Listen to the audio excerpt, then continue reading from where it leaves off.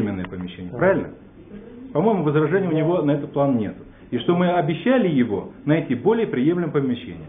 Такое помещение с 2 комнатами, с отдельными бытовыми необходимыми, знаете, вы поняли, о чем я говорю, и приемной дополнительно, для того, чтобы могли люди садиться. Такое помещение есть, найдено. Решение после того встречи над трактором принято.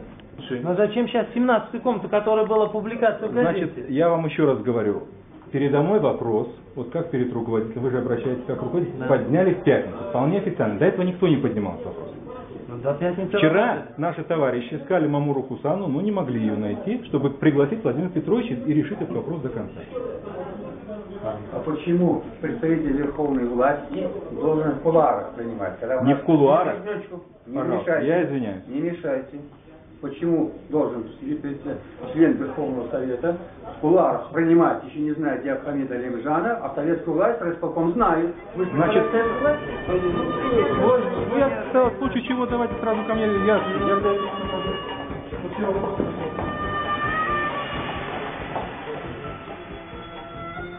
Грузия masalani kun tadbirga qo'yibdi ekan.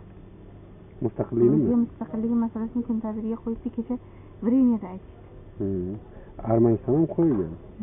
Hatto Armaniston yaqinda chiqib ketmoqchi deb eshitdim. Hatto siz ushalashchilik bo'lmagan.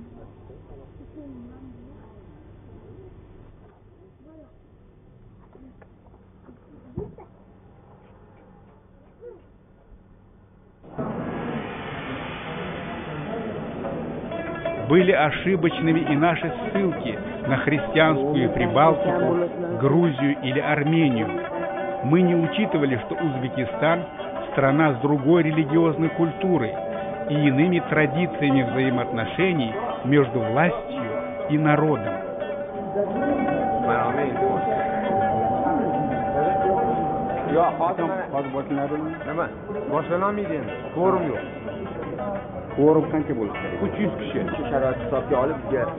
В кинотеатре «Нукус», где должно было состояться выдвижение кандидатов в депутаты от оппозиции, не было кворума.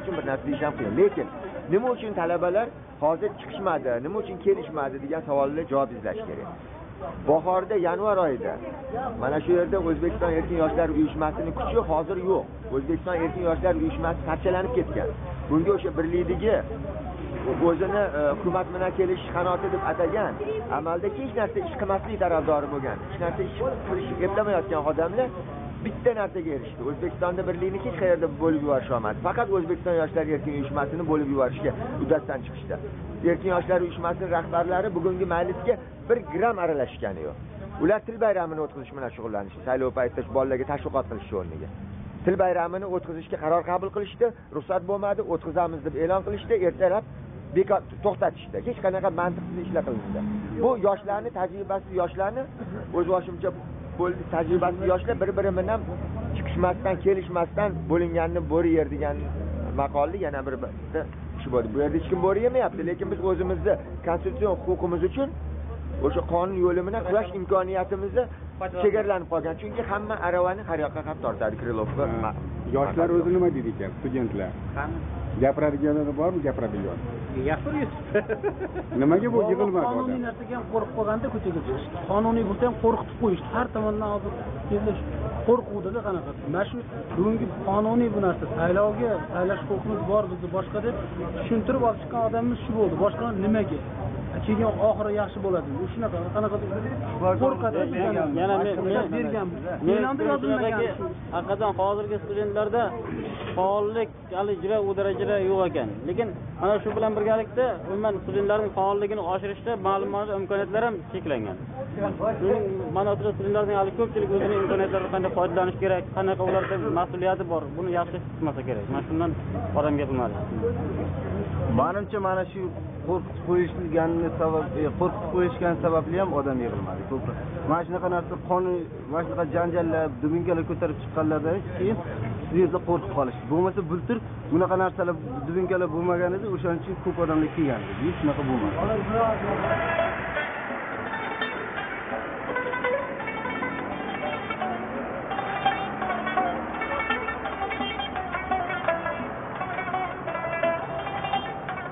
немногим отличалось положение и в Союзе писателей.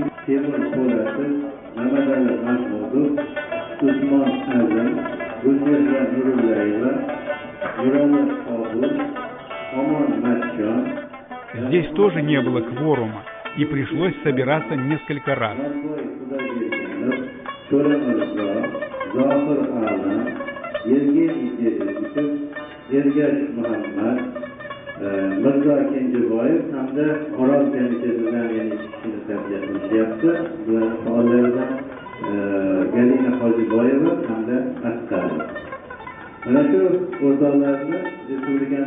Как вы сейчас увидите, писатели будут всячески открещиваться от участия в общественной жизни и активной демонстрации своей гражданской позиции.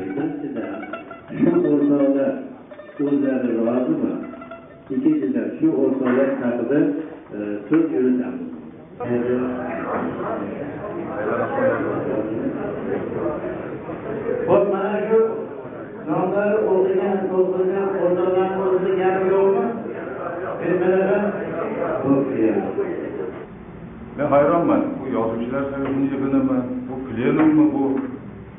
Yoki bu Fahrimalik hozir aytgandek 660 ta a'zosi bo'lsa, buni hammasi deputatlikka da'vogarmi?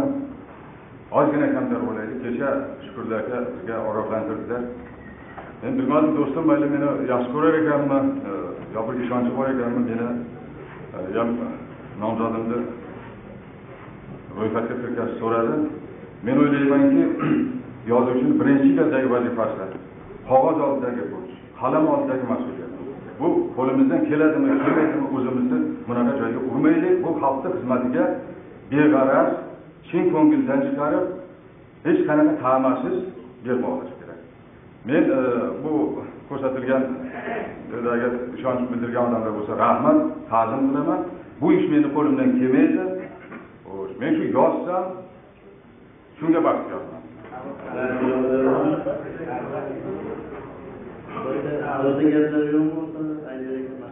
Shu sog'lig'im tufayli shu hozir ishni o'zim arang olib boryapman. Mana bunaqangi jamoatchilik ishlariga men aktiv qo'shila olmayman. O'shaning uchun men iltimos qilardim. Meni radiyam to'g'ri tushunib, shu meni nomlarim tushirilsa, she'rlar. Shu ko'rsatgan o'rtoqqa rahmat. Но пройдет несколько лет, и именно они по давней традиции станут главной опорой мафиозной власти, глашатаями ее ханжества и лицемерия. Shundan bittasini olamiz dedi. U yoqda 7 ta odam turibdi. 7 tadan bittasi o'tib ketmasdan, chunki kam bo'lsa 10 tadan konferensiya o'tkazish mumkin ekan. Yana 4 tadan qo'shishadi, konferensiya qilishadi. Ana endi 10 tani ishdan o'tib ko'rchi. Shuning uchun o'rtoqlar betda ko'p qilib hammamizni unaqa qilib boshini qotirib vaqt ham o'tkazib o'tirmaylikda. Mayli. Kim xolasa o'tsin yaxshi. Holimizga qarab boshqa qilib, lekin endi hozir shu qonun bo'yicha 10 tani 30 ta odam ko'rsatishga imkoniyat berilgan ekan. Qiling. Lekin juda savol javob qilib cho'zib o'tirmasdan shu qo'yilganlar rozi bo'lsa, o'zini okrugi bo'lsa, biron joydan o'tishiga aqli yetsa, chunki u yoqda ham 8 tasini tayyorlab qo'yibdi. Biz 9-chi bo'lib boramiz. Yo'q 10-chi. Shuning uchun menimcha shu iloji bo'lsa, mana shu ro'yxatda hamma rozi bo'lsa, o'xshi bir qo'rqib ko'tarib tastalatib qo'yganman.